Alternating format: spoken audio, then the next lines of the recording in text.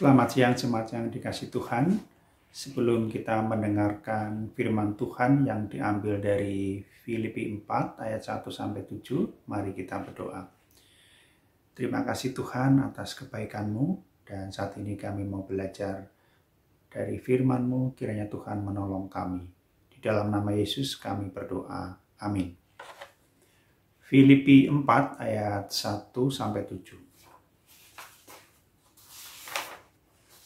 Karena itu saudara-saudara yang kukasihi dan yang kurindukan, sukacitaku dan mahkotaku, berdirilah juga dengan teguh dalam Tuhan, hai saudara-saudaraku yang kukasihi.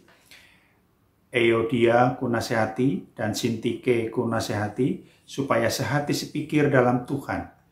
Bahkan ku minta kepadamu juga Sunsukos, temanku yang setia, tolonglah mereka. Karena mereka telah berjuang dengan aku dalam pekabaran Injil, bersama-sama dengan Klemen dan kawan-kawanku sekerja yang lain, yang nama-namanya tercantum dalam kitab kehidupan. Bersukacitalah senantiasa dalam Tuhan. Sekali lagi kukatakan, bersukacitalah.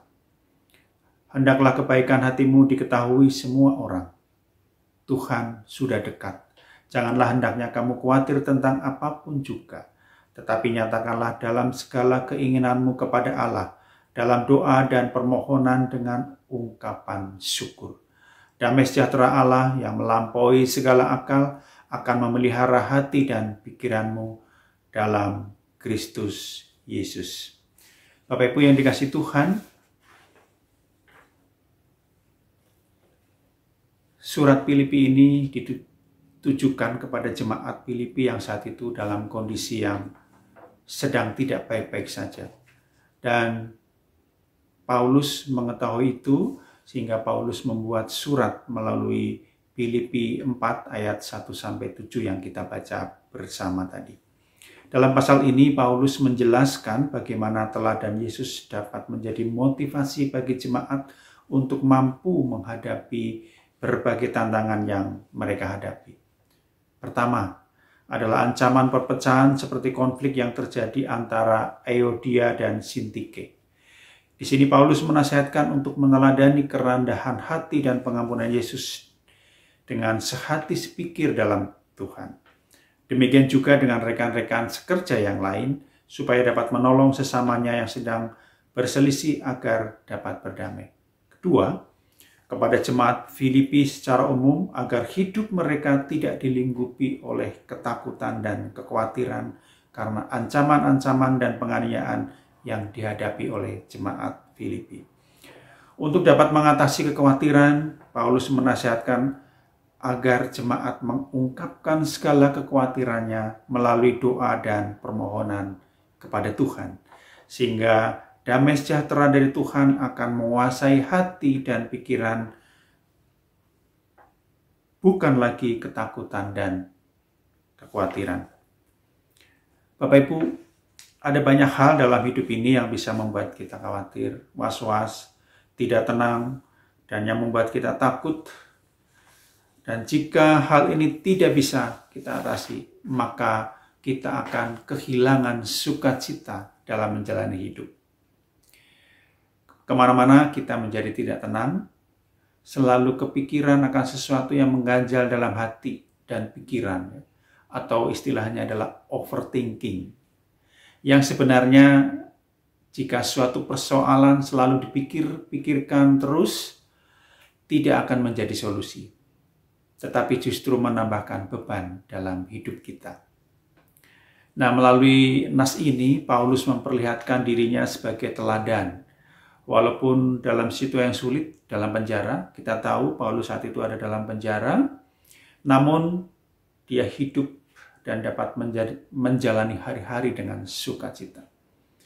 Kesulitan di penjara tidak membuat dia kehilangan semangat hidup. Paulus terus berusaha untuk menikmati hidup di penjara dengan sukacita. Yang membuat Paulus tetap dalam sukacita karena doa dan pengharapan kepada Tuhan. Dan itu juga yang menjadi nasihat Paulus kepada jemaat di Filipi, agar dalam pergumulan yang mereka hadapi, tidak menghilangkan sukacita dalam diri mereka jika mereka tekun berdoa kepada Tuhan. Nah, Bapak Ibu, dari nas ini kita dapat melihat jelas bagaimana kuasa doa dalam setiap orang percaya. Bahwa setiap orang yang berdoa dengan sungguh-sungguh kepada Tuhan, dia akan mendapatkan jawaban doanya, yaitu Tuhan akan memelihara hati dan pikiran. Sehingga pemeliharaan Tuhan atas hati dan pikiran akan berbuahkan damai sejahtera. Kita akan terlepas dari kekhawatiran dan ketakutan jika Tuhan memelihara hati dan pikiran kita. Kalau kita baca dalam 1 Petrus 5 ayat 7 dikatakan, serahkan segala kekhawatiranmu kepadanya, sebab ia memelihara kamu.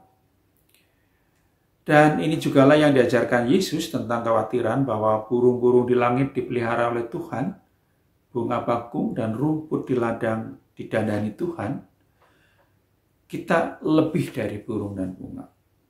Tidakkah Tuhan akan lebih memelihara kita?